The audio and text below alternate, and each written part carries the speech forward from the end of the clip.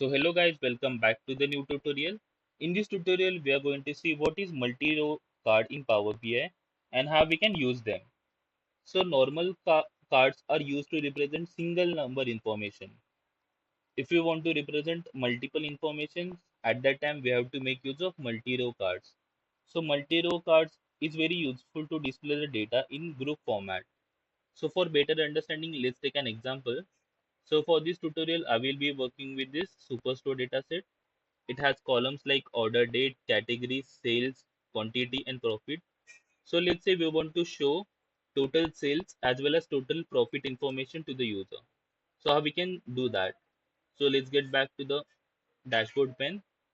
Now we have to select multi-row card. Just click on this.